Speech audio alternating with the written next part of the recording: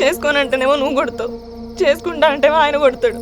నీ ఇద్దరు పొత్తులో నేను చత్తన్నా. Watch our film Raju vs. Rambai with extended cut, streaming now only on ETV Win.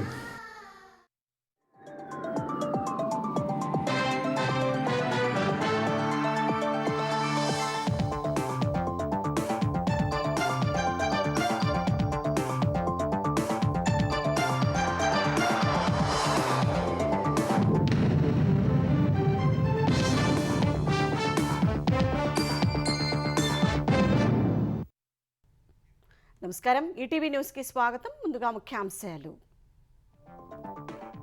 కర్ణాటకలో ఘోర ప్రమాదం. ట్రావెల్స్ బస్సును ఢీకొన్న లారీ, మంటలు చెలరేగి 17 మంది సజీవ దహనం. పీపీపీ విధానంపై రాజీ లేదన్న సీఎం చంద్రబాబు. ముందుకే వెళ్తామని స్పష్టీకరణ. విజిఎఫ్ టెండర్ల ప్రక్రియను వేగవంతం చేయాలని ఆదేశం. 20 లక్షల ఉద్యోగాల కల్పనే మొదటి ప్రాధాన్యత అన్న ముఖ్యమంత్రి. స్వర్ణాంధ్ర లక్ష్యాలను ప్రజల్లోకి తీసుకెళ్లాలని అధికారులకు దిశానిర్దేశం. ఈ నెల 29 నుంచి తెలంగాణ అసెంబ్లీ సమావేశాలు. నోటిఫికేషన్ జారీ చేసిన గవర్నర్. కృష్ణా గోదావరి జలాలపై చర్చే ప్రధాన అజెండా. కృష్ణా బేసిన్లో 951 టీఎంసీలు కేటాయించాలన్న తెలంగాణ. పాలమూరు డిపిఆర్ వెనక్కి రావడంపై ఉత్తమ్కు అధికారుల నివేదిక. రైతు యాంత్రీకరణ పథకం పునఃప్రారంభిస్తామన్న తుమ్మల. జనవరిలో 131,000 మందికి పనిముట్లు అందజేస్తామని వెల్లడి.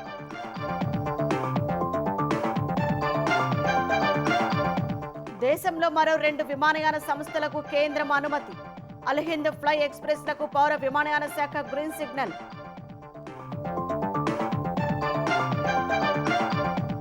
యుద్ధం ముగింపుపై అమెరికా ఉక్రెయిన్ చర్చల్లో పురోగతి.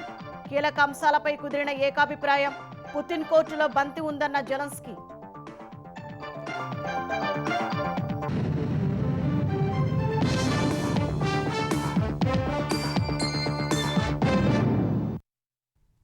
కర్ణాటకలోని సిరా హిరియూరి జాతీయ రహదారిపై ఘోర ప్రమాదం జరిగింది.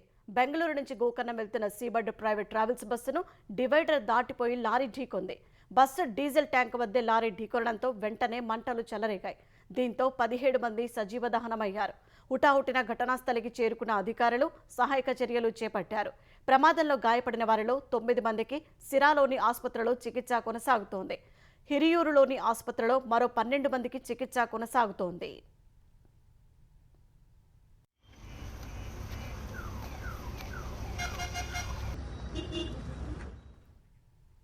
తమిళనాడులో ఘోర ప్రమాదం జరిగింది. కడలూరులో బస్సు అదుపు తప్పి 2 వాహనాలను ఢీకొన్న ప్రమాదంలో 9 మంది మృతి చెందారు.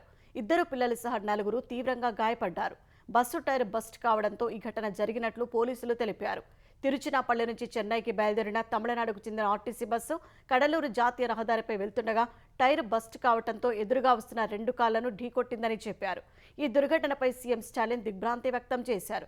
మృతుల కుటుంబాలకు ప్రగాఢ సానుభూతి తెలిపారు.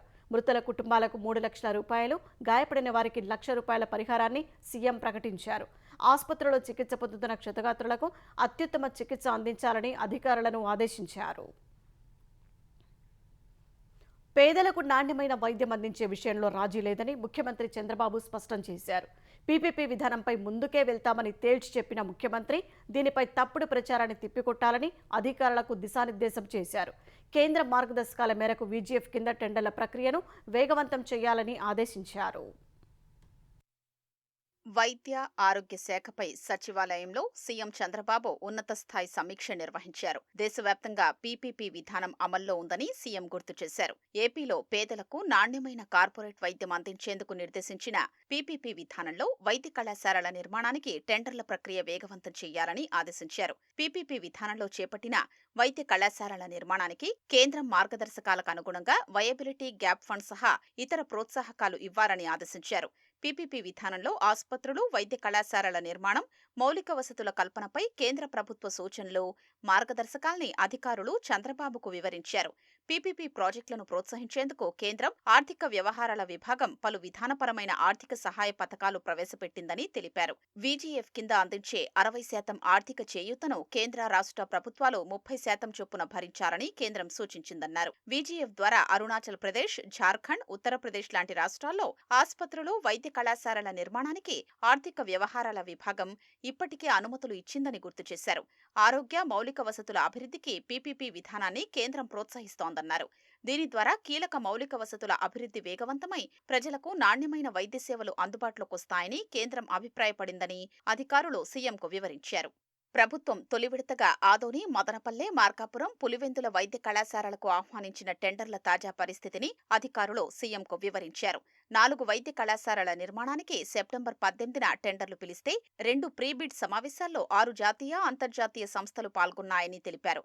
కొందరు బిడ్డర్లు ప్రాజెక్టు స్థలాన్ని సందర్శించి అక్కడి పరిస్థితులు అంచనా వేసేందుకు కొంత సమయం కావాలని కోరారని, 4 సంస్థలు మరింత సమాచారం కోరాయని సీఎం దృష్టికి తెచ్చారు. ప్రతి ప్రాజెక్టుకు గరిష్టంగా 50 ఎకరాల కేటాయింపు, ఆకృతుల వివరాలు తదితర అంశాలపై చేసిన ప్రతిపాదనలకు ప్రభుత్వం సుముఖత వ్యక్తం చేసిందన్నారు.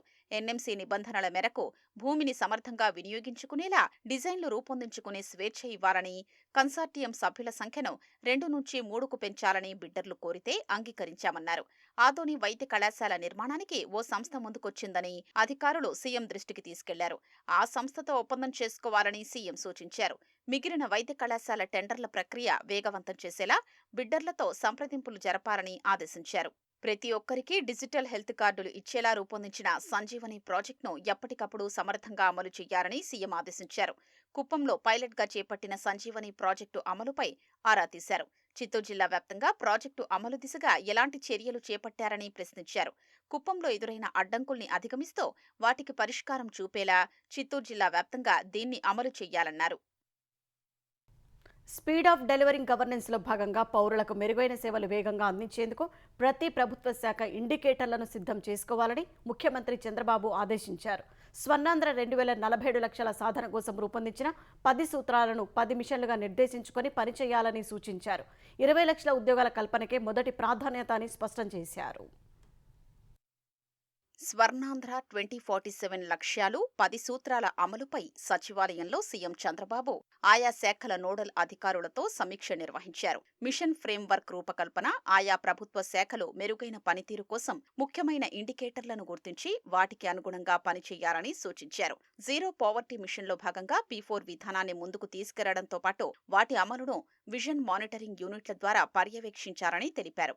ప్రభుత్వం చేపట్టే వివిధ సంక్షేమ పథకాల అమలుతో బీపీఎల్ కుటుంబాలకు ఎంత ప్రయోజనం కలిగిందో అంచనా వేయాలని సూచించారు. పాపులేషన్ మేనేజ్మెంట్ కు సంబంధించి ఓ విధానాన్ని రూపొందించాలని అధికారులకు దిశానిర్దేశం చేశారు. నైపుణ్యాలు, ఉద్యోగాల కల్పన అనేది అత్యంత ప్రాధాన్యత అంశంగా తీసుకోవాలని సూచించారు. మొట్టమొదటి ప్రాధాన్యతగా 20 లక్షల ఉద్యోగాల్ని కల్పించడమే లక్ష్యంగా పనిచేయాలన్నారు. నీటి వనరుల సమర్థ వినియోగంతో పాటు నీటి ఆడిట్ నిర్వహించాలని సూచించారు. నీటి వినియోగంలో ఎక్కడా వివాదాలు లేకుండా చూడాలని, 2 తెలుగు రాష్ట్రాలు సస్యశ్యామలంగా ఉండాలన్నదే తన ఆకాంక్ష అని అన్నారు. డిమాండ్ ఆధారిత పంటల ఉత్పత్తి, కోల్డ్ చైన్, ఫుడ్ ప్రాసెసింగ్ లాంటి అంశాలపై దృష్టి పెట్టి రైతులకు ప్రయోజనం కలిగేలా చూడాలన్నారు. రైతు ఆత్మహత్యల నివారణకు సంబంధించి కార్యాచరణ చేపట్టాలని ఆదేశించారు. ఏపీలో రవాణా వ్యయాన్ని గణనీయంగా తగ్గించేలా లాజిస్టిక్స్ రంగాన్ని తీర్చిదిద్దాలని సీఎం స్పష్టం చేశారు. రోడ్లు, రైలు, అంతర్గత జల రవాణా, సీ కార్గో, ఎయిర్ కార్గో లాంటి అంశాలతో పాటు కోల్డ్ చైన్ లాంటి మౌలిక సదుపాయాల కల్పనకు లాజిస్టిక్స్ మాస్టర్ ప్లాన్ రూపొందించారన్నారు. విద్యుత్, ఇంధన వ్యయాలు తగ్గించే అంశంపై కూడా దృష్టి పెట్టారని, ఉత్పత్తిదారు, వినియోగదారు అనే విధానంలో ఆలోచన చెయ్యాలని సూచించారు. ఏపీలో తయారయ్యే ఉత్పత్తుల నాణ్యత అనేది కీలకమైన అంశమని, మేడ్ ఇన్ ఆంధ్ర బ్రాండ్ను ప్రపంచవ్యాప్తం చేసేలా స్పష్టమైన విధానం ఉండాలని దిశానిర్దేశం చేశారు. స్వచ్ఛాంధ్రలో భాగంగా సర్క్యులర్ ఎకానమీని ప్రోత్సహించడంతో పాటు గాలి, నీటి నాణ్యతల్లో అత్యున్నత ప్రమాణాలు పాటించారన్నారు. స్వచ్ఛాంధ్ర కార్యక్రమానికి కేంద్ర నిధుల్ని సమర్థంగా వినియోగించుకోవాలన్నారు. రాష్ట్ర వ్యాప్తంగా ఉన్న రెసిడెన్షియల్ హాస్టళ్లలో ఆర్గానిక్ కూరగాయల ఉత్పత్తి చేయాలని ఆలోచన చేస్తున్నట్లు వెల్లడించారు.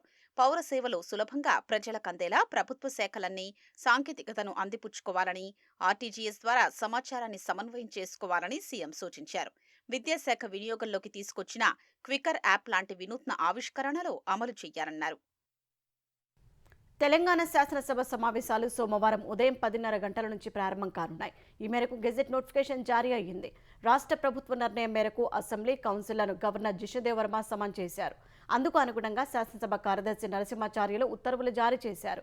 ఉభయ సభలు ఈ నెల 29వ తేదీ ఉదయం 10:30 గంటలకు సమావేశం కానున్నట్లు అందులో పేర్కొన్నారు. కృష్ణా గోదావరి నదీ జలాలు, సాగునీటి ప్రాజెక్టులకు సంబంధించిన అంశాలు ఈ సమావేశాల్లో ప్రధానంగా ప్రస్తావనకు రానున్నాయి. అధికార కాంగ్రెస్, ప్రతిపక్ష బీఆర్ఎస్ మధ్య వాడివేడి చర్చ జరిగే అవకాశం ఉంది. రాష్ట్ర ప్రభుత్వం పలు బిల్లులను కూడా ఈ సమావేశాల్లో ఆమోదం కోసం ప్రవేశపెట్టనుంది. జీహెచ్ఎంసీలో కార్పొరేషన్లు, మున్సిపాలిటీల విలీనం, పునర్వ్యవస్థీకరణ కోసం చట్ట సవరణల బిల్లులు, గిగ్ వర్కర్ల సంక్షేమం, జీఎస్టీ చట్ట సవరణ తదితర బిల్లులు ఉభయ సభల్లో ప్రవేశపెట్టే అవకాశం ఉంది. బీసీ రిజర్వేషన్లకు సంబంధించి న్యాయస్థానాల ఆదేశాల నేపథ్యంలో ఎంపీటీసీ, జెడ్పీటీసీ, మున్సిపల్ ఎన్నికల నిర్వహణకు సంబంధించి కూడా సమావేశాల్లో చర్చ జరిగే అవకాశం ఉంది. రైతు యాంత్రీకరణ పథకాన్ని పునఃప్రారంభించేందుకు అన్ని ఏర్పాట్లు చేయాలని వ్యవసాయ శాఖ మంత్రి తుమ్మల నాగేశ్వరరావు అధికారులను ఆదేశించారు. సీఎం రేవంత్ రెడ్డి జనవరి నెలలో రైతు యాంత్రీకరణ పథకాన్ని పునఃప్రారంభిస్తారని మంత్రి తెలిపారు. సచివాలయంలో వ్యవసాయ అనుబంధ శాఖల అధికారులతో నిర్వహించిన సమీక్షా సమావేశంలో మంత్రి పలు కీలక అంశాలపై దిశానిర్దేశం చేశారు. గత ప్రభుత్వంలో ఆపేసిన కేంద్ర ప్రభుత్వ పథకాలలో ఒక్కొక్కటిగా తమ ప్రభుత్వం పునరుద్ధరిస్తుందని, ఇప్పటికే జాతీయ ఆహార భద్రతా మిషన్లో భాగంగా పప్పు దినుసుల విత్తనాలను సబ్సిడీపై అందించామని తెలిపారు. ఇక ఇప్పుడు రైతు యాంత్రీకరణ పథకాన్ని పునరుద్ధరించాలని సీఎం నిర్ణయించినట్లు చెప్పారు. ఈ పథకంలో భాగంగా 131,000 మంది రైతులకు సబ్సిడీపై వివిధ పనిముట్లు, యంత్రాలు అందజేయనున్నట్లు తెలిపారు. రైతు యాంత్రీకరణ పథకం కింద ఇప్పటికే రాష్ట్ర వ్యాప్తంగా రైతుల నుంచి దరఖాస్తులు స్వీకరిస్తున్నట్లు మంత్రి తెలిపారు. జనవరి నెలలోగా ఈ ప్రక్రియను పూర్తి చేసి రైతులకు ఆధునిక యంత్రాలు అందుబాటులోకి తీసుకురావాలన్న లక్ష్యంతో కార్యాచరణ రూపొందించాలని మంత్రి అధికారులను ఆదేశించారు. గత 5 ఏళ్ల కాలంలో రైతు బంధు పేరుతో రైతు యాంత్రీకరణ పథకాన్ని నిర్లక్ష్యం చేసిన అప్పటి ప్రభుత్వ వైఖరిని మంత్రి ఈ సందర్భంగా తీవ్రంగా విమర్శించారు. కృష్ణా బేసిన్లో 950 టీఎంసీలు తమకు కేటాయించాలని తెలంగాణ ప్రభుత్వం బ్రిజేష్ ట్రైబ్యునల్ను కోరింది. 75% నీటి లభ్యత కింద ఉమ్మడి ఆంధ్రప్రదేశ్కు ఉన్న 811 టీఎంసీలలో 555 పోలవరం ద్వారా కృష్ణా బేసిన్కు మళ్లించే గోదావరి నీటిలో 45 టీఎంసీలు ఇవ్వాలని కోరింది.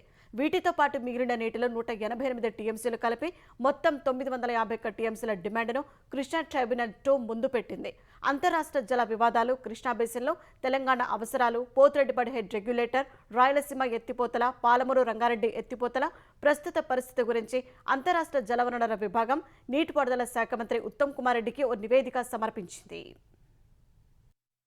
కృష్ణా బేసిన్లో 951 టీఎంసీలు ఇవ్వాలని తెలంగాణ సర్కార్ బ్రిజేష్ ట్రైబ్యునల్ను కోరింది. ట్రైబ్యునల్లో మొదట పునర్విభజన చట్టంలోని సెక్షన్ 89 ప్రకారం వాదనలు విన్నా 2023 అక్టోబర్ 6 నుంచి అంతర్రాష్ట్ర జలవనరుల వివాద చట్టంలోని సెక్షన్ 3 ప్రకారం కేంద్రం జారీ చేసిన తదుపరి మార్గదర్శకాల ప్రకారం వాదనలు జరుగుతున్నాయి. తెలంగాణ బేసిన్లోని అవసరాల్ని పరిగణలోకి తీసుకుని ప్రాజెక్టుల వారీ కేటాయింపులు ఉండాలని, తెలంగాణకు చారిత్రాత్మకంగా జరిగిన అన్యాయాన్ని లెక్కలోకి తీసుకోవాలని ప్రభుత్వం కోరింది. ఏపీ ఇతర బేసిన్లకు నీటిని మళ్లించకుండా ఆంక్షలు విధించాలని, ఏపీకి ఉన్న ప్రత్యామ్నాయ వనరుల్ని బేసిన్ పారామీటర్లను పరిగణలోకి తీసుకుంటే తెలంగాణకు 951 టీఎంసీలు రావాల్సి ఉంటుందని తెలియజేసింది. సెప్టెంబర్ నుంచి ట్రైబ్యునల్ ఎదుట ఏపీ వాదనలు జరుగుతున్నాయి. వాటిని జాగ్రత్తగా పరిశీలించి విశ్లేషిస్తూ సమర్థంగా ఎదుర్కొంటున్నట్లు అధికారులు స్పష్టం చేశారు. పాలమూరు రంగారెడ్డి ఎత్తిపోతల పథకంపై 2015 నుంచి ఆంధ్రప్రదేశ్ అభ్యంతరాలు వ్యక్తం చేస్తోంది. 2016 సెప్టెంబర్లో జరిగిన మొదటి ఎపెక్స్ కౌన్సిల్లో పాలమూరు రంగారెడ్డి, డిండి ఎత్తిపోతలను కొత్త ప్రాజెక్టులుగా పేర్కొనడంతో పాటు ఇవి పునర్విభజన చట్టానికి విరుద్ధమని, మిగులు జలాల వినియోగానికి అనుమతించొద్దని ఏపీ కోరింది. అయితే ఎపెక్స్ కౌన్సిల్ పాలమూరు రంగారెడ్డి నిర్మాణానికి వ్యతిరేకంగా ఎలాంటి ఆదేశాలు జారీ చేయలేదు. 2017 అక్టోబర్లో పర్యావరణ ప్రభావ అంచనా, పర్యావరణ యాజమాన్య ప్రణాళిక తయారీకి కేంద్ర ప్రభుత్వం టీఓఆర్ జారీ చేసింది. ఈ ప్రాజెక్టుపై ఎపెక్స్ కౌన్సిల్ ఎలాంటి ఆంక్షలు పెట్టకపోయినా తెలంగాణ ప్రభుత్వం తదుపరి ముందుకు తీసుకెళ్లలేదు. 2022 ఆగస్టులో ఈ ప్రాజెక్టుకు 90 టీఎంసీల వినియోగంతో జీవో 246 జారీ చేసింది. ఇందులో పోలవరం ద్వారా కృష్ణా బేసిన్కు మళ్లించే నీటిలో 45 టీఎంసీలు, చిన్ననీటి వనరులకు కేటాయింపులు ఉండి వినియోగించుకోని 45 టీఎంసీలను కేటాయించింది. 2022 సెప్టెంబర్ 13న డీపీఆర్ను జలసంఘానికి అందజేసింది. ప్రాజెక్టుకు పర్యావరణ అనుమతులు వచ్చేదాకా పనులు చేపట్టొద్దని ఎన్జీటీ పెట్టిన ఆంక్షలపై సుప్రీంకోర్టుకు వెళ్లగా 2023 ఫిబ్రవరి 17న తాగునీటి పనుల వరకు 7.15 టీఎంసీలతో చేపట్టడానికి అనుమతినిచ్చింది. ఏపీ సమర్పించిన రాయలసీమ ఎత్తిపోతల పథకానికి అంతర్రాష్ట్ర ఒప్పందం, నీటి కేటాయింపులు లేనందున ఆమోదయోగ్యత లేదని, రెండు రాష్ట్రాల మధ్య ప్రాజెక్టుల వారీగా కేటాయింపులు అవసరమని పేర్కొంది. ఈ అంశాలు తేలే వరకు పాలమూరు రంగారెడ్డి ఎత్తిపోతల డీపీఆర్ను పరిశీలించడం సాధ్యం కాదని, ఈ నేపథ్యంలో 2023 ఏప్రిల్ 12న డీపీఆర్ను వెనక్కి పంపుతున్నామని పేర్కొంది. అదే నెల 17న తెలంగాణ నీటిపారుదల శాఖ ప్రత్యేక ప్రధాన కార్యదర్శి కేంద్ర జలశక్తి కార్యదర్శికి లేఖ రాసి డీపీఆర్ను జలసంఘం అప్రైజ్ చేసేలా చర్యలు తీసుకోవాలని కోరారు. డీపీఆర్తో పాటు వివరణలు జతచేసి పంపారు. 2023 ఆగస్టు 10న ప్రాజెక్టు రెండో దశకు పర్యావరణ అనుమతి వచ్చింది. చిన్న నీటి వనరుల్లో ఆదా అయ్యే నీటి వినియోగం గురించి 2023 జూన్ 6, 2024 ఏప్రిల్లో కేంద్ర జలసంఘం వివరణలు కోరింది. చిన్న నీటి వనరుల్లో ఆదా వివరాలు, గోదావరి నుంచి మళ్లించే నీటి వినియోగంపై ఏపీతో ఒప్పందం లేకపోవడం తదితర కారణాలతో 2024 డిసెంబర్ 19న డీపీఆర్ను వెనక్కు పంపింది. 2025 మే 5న దీనిపై తెలంగాణ వివరణ ఇచ్చింది. కృష్ణా ట్రైబ్యునల్ 1 చిన్న నీటి వనరులకు 90.81 టీఎంసీలు కేటాయించిందని, ఇందులో 45 టీఎంసీలు పాలమూరు రంగారెడ్డికి పునః కేటాయించినట్లు వివరించింది. 2025 నవంబర్లో కేంద్రానికి ప్రాజెక్టు చీఫ్ ఇంజనీర్ లేఖ రాశారు.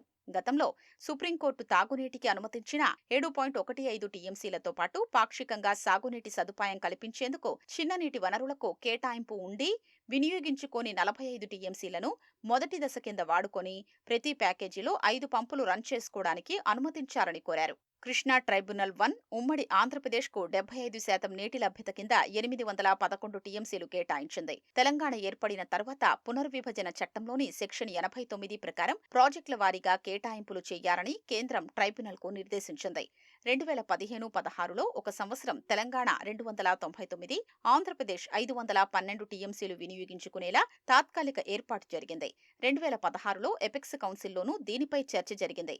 2017లో జరిగిన కృష్ణా బోర్డు సమావేశంలో చిన్ననీటి వనరులు, పట్టిసీమ నీటి మళ్లింపు, ఆవిరయ్యే నీటిని మినహాయించి మిగిలిన నీటిలో తెలంగాణ 34%, ఆంధ్రప్రదేశ్ 66% వినియోగించుకునేలా నిర్ణయం జరిగింది. 2018లో ట్రైబ్యునల్ 2 తుది అవార్డు వచ్చే వరకు రెండు రాష్ట్రాలు 50% చొప్పున వినియోగించుకోవాలని తెలంగాణ కోరినా బోర్డు పట్టించుకోలేదు. దీంతో మొదటి నిర్ణయమే అమల్లో ఉంది. 2020 జనవరి 9న జరిగిన బోర్డు సమావేశంలో తెలంగాణ 34, ఏపీ 66% వినియోగించుకునేలా గతంలో జరిగిన అవగాహననే కొనసాగించాలని నిర్ణయం జరిగింది. అయితే బేసిన్ పారామీటర్స్ ను పరిగణలోకి తీసుకుని నీటి వినియోగం ఉండాలని 2024 ఫిబ్రవరిలో కేంద్ర జలశక్తి మంత్రిత్వ శాఖకు ముఖ్యమంత్రి లేఖ రాశారు. 2025 జనవరి 21న జరిగిన 19వ బోర్డు సమావేశంలో తెలంగాణ వాటా 71% ఉండాలని డిమాండ్ చేయడంతో పాటు 2025 మార్చిలో కేంద్ర జలశక్తి మంత్రికి విజ్ఞప్తి చేశారు. కానీ ఇప్పటి వరకు బోర్డు ఇందులో ఎలాంటి మార్పు చేయలేదు. తెలంగాణలో కాంగ్రెస్ ప్రభుత్వానికి బిల్లుల చెల్లింపులపై ఉన్న శ్రద్ధ పనులు పూర్తి చేయడంపై లేదని మాజీ మంత్రి సింగిరెడ్డి నిరంజన్ రెడ్డి మండిపడ్డారు. పాలమూరు రంగారెడ్డి ప్రాజెక్టులో 2 ఏళ్లలో 7,000 కోట్ల పనులు చేశామని మంత్రి ఉత్తమ్ కుమార్ రెడ్డి చెప్పడం హాస్యాస్పదంగా ఉందన్నారు.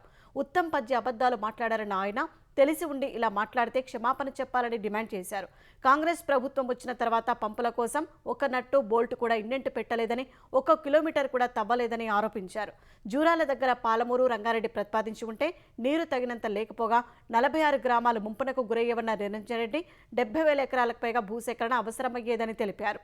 పాలమూరు ప్రజలు నష్టపోతుంటే కేసీఆర్ చూస్తూ ఊరుకోరని, వారి హక్కుల కోసం మహోద్యమం చేస్తామన్నారు. జీహెచ్ఎంసీ చట్టానికి సవరణ తీసుకొస్తూ జారీ చేసిన ఆర్డినెన్స్పై వివరణ ఇవ్వాలంటూ తెలంగాణ ప్రభుత్వానికి హైకోర్టు నోటీసులు జారీ చేసింది. దీనిపై 4 వారాల కౌంటర్ దాఖలు చేయాలని ఆదేశిస్తూ విచారణను వాయిదా వేసింది. తుక్కుగూడ మున్సిపాలిటీతో పాటు మరికొన్నిటిని జీహెచ్ఎంసీలో విలీనం నిమిత్తం జీహెచ్ఎంసీ చట్టానికి సవరణ తీసుకువస్తూ జారీ చేసిన ఆర్డినెన్స్ 9, 10, 11లను సవాల్ చేస్తూ తుక్కుగూడకు చెందిన బరిగిల రాజు పిటిషన్ దాఖలు చేశారు. దీనిపై సీజే ధర్మాసనం విచారణ చేపట్టింది. ప్రభుత్వం జారీ చేసిన ఆర్డినెన్స్ ద్వారా తుక్కుగూడ జీహెచ్ఎంసీలో విలీనమైందని పిటిషన్ తరపు న్యాయవాది కోర్టుకు తెలిపారు. వచ్చే మున్సిపల్ ఎన్నికల్లో పిటిషన్ పోటీ చేయాలనుకుంటున్నారని, అయితే విలీనం నేపథ్యంలో హద్దులు మారడంతో పాటు ఇతరత్రా ప్రభావం పడుతుందన్నారు. నోటిఫికేషన్కు ముందు మున్సిపల్ కార్పొరేషన్తో సంప్రదింపులు లేవని, ఇది పారదర్శకంగా లేదన్నారు. వాదనలను విన్న ధర్మాసనం ప్రభుత్వ ప్రధాన కార్యదర్శి, న్యాయశాఖ, పురపాలక, పట్టణాభివృద్ధి శాఖలకు నోటీసులు జారీ చేసింది. 4 వారాల కౌంటర్లు దాఖలు చేయాలని ఆదేశిస్తూ విచారణను వాయిదా వేసింది. దేశంలో సుపరిపాలనకు నాంది పలికిన నాయకుడు అటల్ బిహారీ వాజ్పేయి అని టీడీపీ ఏపీ అధ్యక్షుడు పల్లా శ్రీనివాసరావు అన్నారు. వాజ్పేయి ప్రవేశపెట్టిన విధానాలు దేశాభివృద్ధికి బలమైన పునాదులు వేశాయని తెలిపారు. అమరావతిలోని వెంకటపాలెంలో మాజీ ప్రధాని వాజ్పేయి కాంస్య విగ్రహ ఆవిష్కరణకు సంబంధించిన ఏర్పాట్లను మంత్రి సత్యకుమార్, బీజేపీ ఏపీ అధ్యక్షుడు మాధవ్తో కలిసి పల్లా పరిశీలించారు. సాధారణ కుటుంబ నేపథ్యం నుంచి వచ్చి దేశం గర్వించే స్థాయికి ఎదగడం వాజ్పేయి వ్యక్తిత్వానికి నిదర్శనమని శ్రీనివాసరావు అన్నారు. వాజ్పేయి 9 సార్లు లోక్సభకు, 2 సార్లు రాజ్యసభకు ఎన్నికవడమే ఆయనపై ప్రజలకున్న విశ్వాసాన్ని చాటుతుందన్నారు. వాజ్పేయి కాంస్య విగ్రహాన్ని అమరావతిలో ఆవిష్కరించడం భవిష్యత్ తరాలకు సుపరిపాలన, దేశభక్తి, దృఢ నాయకత్వానికి ప్రతీకగా నిలుస్తుందని పల్లా శ్రీనివాసరావు అభిప్రాయపడ్డారు. దేశంలో మరో 2 విమానయాన సంస్థలకు పౌర విమానయాన శాఖ అనుమతి ఇచ్చింది. అల్ హింద్, ఫ్లై ఎక్స్ప్రెస్ విమాన సంస్థలకు ఎన్ఓసీ జారీ చేసింది. దేశీయ విమానయాన రంగం ప్రపంచంలోనే వేగంగా ఎదుగుతున్న మార్కెట్లలో ఒకటని కేంద్ర పౌర విమానయాన శాఖ మంత్రి కె రామ్మోహన్ నాయుడు తెలిపారు. ప్రధాని నరేంద్ర మోదీ నాయకత్వంలో కేంద్రం మరిన్ని విమానయాన సంస్థలను ప్రోత్సహించడానికి కృషి చేస్తోందన్నారు. ఉడాన్ పథకం ద్వారా star air, India one air, 591 వంటి చిన్న విమానయాన సంస్థలు దేశంలో ప్రాంతీయ అనుసంధానతను బలపరచడంలో కీలక భూమిక పోషిస్తున్నాయన్నారు.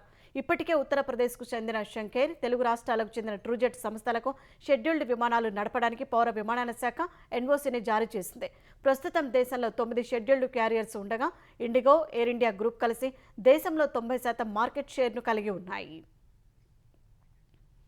రష్యాతో యుద్ధానికి ముగింపు పలికే దిశగా అమెరికా, ఉక్రెయిన్ మధ్య జరుగుతున్న చర్చలు పురోగతి సాధించాయి. పలు కీలక అంశాల్లో వాటి మధ్య ఏకాభిప్రాయం కుదిరింది. ఇక కేవలం ప్రాంతాల నియంత్రణ, జపోరిజియా అణు విద్యుత్ ప్లాంటు నిర్వహణపైన మాత్రమే ఏకాభిప్రాయం సాధించాల్సి ఉందని ఉక్రెయిన్ అధ్యక్షుడు జెలెన్స్కీ తెలిపారు. తాము చాలా అంశాలు సమ్మతించామని, ఇక మిగిలింది రష్యా అధ్యక్షుడు పుతిన్ చేతుల్లోనే ఉందని తెలిపారు. ఫ్లోరిడాలో సుదీర్ఘంగా జరిగిన చర్చల అనంతరం మీడియాతో మాట్లాడిన జెలెన్స్కీ ఏకాభిప్రాయం సాధించిన అంశాలను ఒక్కొక్కటిగా వివరించిన ఉక్రెయిన్ అధ్యక్షుడు ఇక బంతి పుతిన్ కోర్టులోనే ఉందన్నారు. చర్చల్లో పురోగతి సాధించిన నేపథ్యంలో 4 ఏళ్లుగా కొనసాగుతున్న యుద్ధం ముగిసే అవకాశాలకు మార్గం సుగమమైనట్టు అంతర్జాతీయ విశ్లేషకులు అంచనా వేస్తున్నారు. వాటికన్ సిటీలో క్రిస్మస్ వేడుకలు ఘనంగా జరుగుతున్నాయి. నగరంలోని సెయింట్ పీటర్స్ బసిలికా చర్చిలో పోప్ లియో 14 అధ్యక్షత తొలిసారి క్రిస్మస్ వేడుకలు జరుగుతున్నాయి. పేదలను సాయం కోరి వచ్చిన వలసదారులను తిరస్కరించడం దేవుడిని తిరస్కరించడంతో సమానమని తన ప్రసంగంలో పోప్ లియో తెలిపారు. యేసు జన్మ వృత్తాంతానికి సంబంధించిన పలు విషయాలను వెల్లడించారు. ఈ వేడుకలకు క్యాథలిక్లు భారీగా హాజరయ్యారు. భారీ వర్షం కురిసినప్పటికీ గొడుగుల సాయంతో గంటల కొలది క్యూలో నిలబడ్డారు.